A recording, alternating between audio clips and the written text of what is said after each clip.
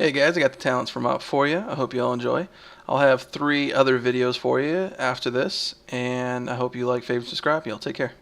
Hey guys, today we're here in Mop Beta, and I'm going to tell you a little bit about Talent System and how it works, and how you can use different things to just better yourself and better your team. First, we're going to start with the Tier 15, Juggernaut, Double Time, and Warbringer. Now, what Juggernaut does is it's just a normal charge you have as Arms Warrior right now. Double Time, it just makes it where you can charge twice, but it's honestly not worth it since they nerfed it, so you only gain rage from it every 12 seconds. So it's better just to go with Juggernaut. Warbringer, I'm about to do some testing on that and see if this 3-second stun shares DR with this 4-second shockwave, because if it doesn't, that's going to be pretty stupid and pretty devastating, so we'll see what happens. Tier 13 would be Enrage Regen, which is pretty much what we have now, but it's only 20% health and it's 10% over time. So honestly, it's not really worth taking. Most people in PvP are going to go with Second Wind. When you're below 35% health, you regenerate 3 health per second. Now, when 2 targets are on you, pop and shield wall your defensives. It probably will keep you alive, but it's not a safe bet, so you need to be careful with this. You need to know how much health you have and when to pop what. Impending Victory. This is great for leveling up. I can see some warriors using it for PvP, but not many. It just increases your health by 10%, and it will increase your health by 15 if you glyph it, and it's up every 30 seconds. So it is very good, but it's just better for, I would say, rating, because it's extra damage. As for Staggering Shout, for level 45, Staggering Shout causes all enemies within 20 yards to be snared and become rooted for 5 seconds. That's good.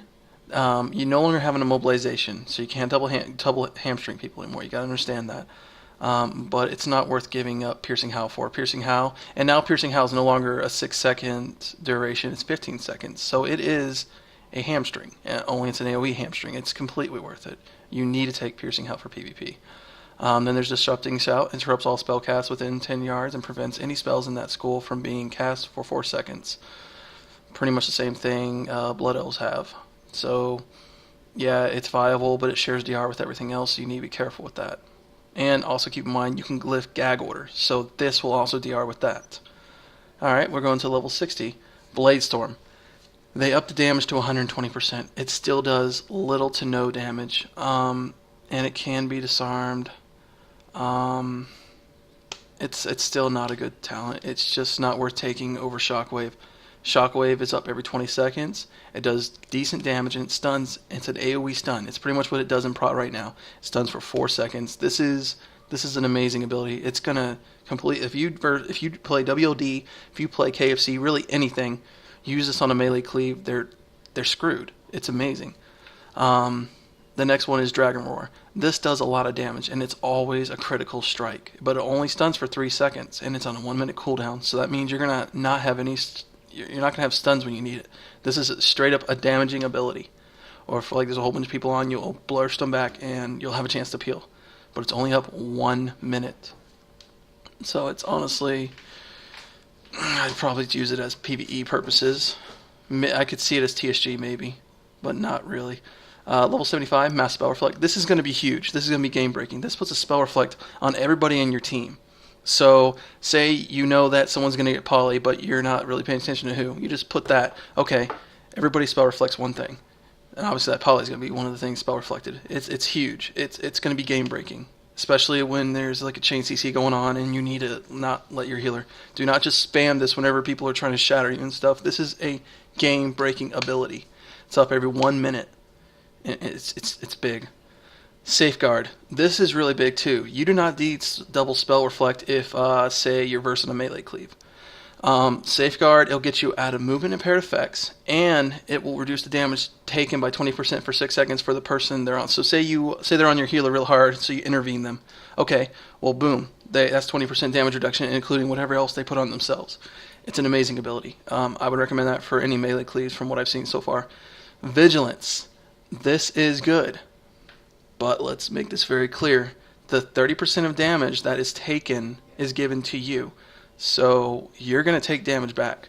With Safeguard, you take no damage. It just reduces their damage by 20%. So, and it's a 2-minute cooldown. So I can't really say it's worth it. It's mainly a PvE talent, I would say. Avatar, level 90. Avatar is huge. It turns you into like a. I'll just show you. It makes you brown. Turns you into a big brown dude. Woo! Yep. Okay. And you're immobilized. You cannot be snared. You cannot be snared for 20 seconds. Your rage generation is increased by 50%. Your damage dealt is increased by 50%, and it's up every 3 minutes. This is an amazing ability. You should not pop this when you're popping Recklessness, Deadly Calm, and all that stuff. This is an ability that, say your healers get CC'd and you're getting chain snared. You pop this, you're on that target. You don't have to worry about it for 20 seconds. Bloodbath, I need to do more. I need to look into it more. It seems like it's more of a PvE thing, but I need to test it out more in PvP. It might do damage, a lot of damage over time, but right now it just doesn't seem viable when you look at it. It does reduce their speed, but it's only up. It's a cooldown. It's up every 1 minute. Now, if it was a constant thing, it would sound really good, but it's not. Stormbolt. Stormbolt is huge. This thing is amazing. Okay, let's make this very clear. Originally, when Stormbolt came out, it took the place of Gag Order, or it took the place of Heroic Throw, so you didn't have Heroic Throw. Now, you can spec Gag Order, and you'll have Heroic Throw and Stormbolt. So you'll have a 3-second silence, a 3-second stun, and another 3-second silence. That is huge. And plus, you can also spec Shockwave. So, say you want to Shockwave the melee, but you also want to stun the healer for 3 seconds, then gag them right after for 3 seconds. You can do that. That's a lot of utility. But you will make sure you need to have a good healer that can dispel properly, because you're losing Avatar. A lot of these things will change depending on the comp you're playing against, but they're all very viable and very good. I appreciate you guys watching. I will go more into depth on these talents, and in my next video I will talk about glyphs, and I hope you all enjoy. You all take care. Hey guys, please check out the other 3 videos for glyphs, how to play Arms and Fury and Mop, and what they bring to the table and how different they are. And also, where I have a little small thing about PvP Brazil and PvP Power. Y'all take care. Bye.